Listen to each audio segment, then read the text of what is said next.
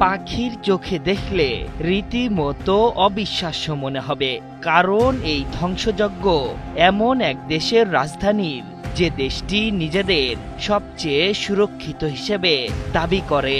নিজেদের পরাশক্তি দাবি করা ইসরায়েলের সুউচ্চ ভবনগুলো ইরানের হামলায় এভাবেই তাসের ঘরের মতো ধসে পড়েছে।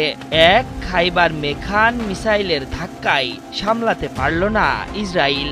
ইরানি মিসাইলের তাণ্ডবে ঠিকঠাকভাবে কাজও বন্ধ করে দিয়েছে দখলদারদের অত্যাধুনিক সব আকাশ প্রতিরক্ষা ব্যবস্থা। সাইরেন বেজে ওঠার আগেই ইসরায়েলের ভূখণ্ডে আছড়ে পড়ছে একের পর এক ইরানি মিসাইল ও ড্রোন।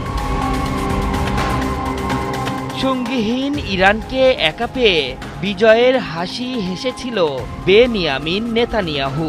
ইরানের মাথা নিচু করতে রীতিমতো উঠে পড়ে লেগেছে দখলদাররা।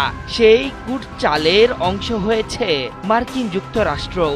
ইরানের ৩ পারমাণবিক স্থাপনায় ভয়াবহ হামলা চালিয়েছে ডোনাল্ড ট্রাম্পের সেনারা। মার্কিনীদের হামলায় বিজয়ের হাসি ফুটেছিল নেতানিয়াহুর, তবে সেই হাসি বেশিক্ষণ চিরস্থায়ী হয়নি তার। ইরান যে মাথা উঁচু করে লড়াই করা জাতি সে কথা আরও একবার মনে করালেন ইরানের সর্বোচ্চ নেতা খামেনি।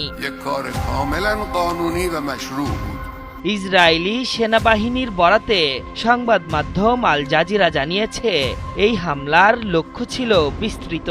সিরিয়ার দখলকৃত গোলান হাইটস অঞ্চল থেকে শুরু করে আপার গ্যালিলি, আবার উত্তর ও মধ্য উপকূলীয় এলাকা পর্যন্ত বিস্তৃত অংশে হামলা চালানো হয়। তবে সবচেয়ে বেশি ক্ষতির মুখে পড়েছে তেল আবিবের রামাত অঞ্চল। এখানকার বাড়িঘরের দৃশ্য ইসরায়েলিদের মনে করাচ্ছে গাজায় চালানো নির্বিচারে হামলার কথা।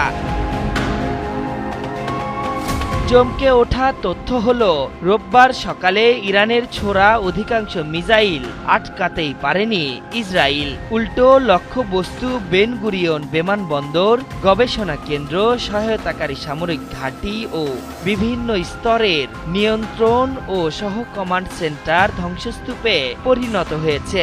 সুউচ্চ দালান থেকে শুরু করে গাড়ি কোনো কিছুতেই ইরানের 2 দফা মিসাইলের আঘাত থেকে বাদ যায়নি।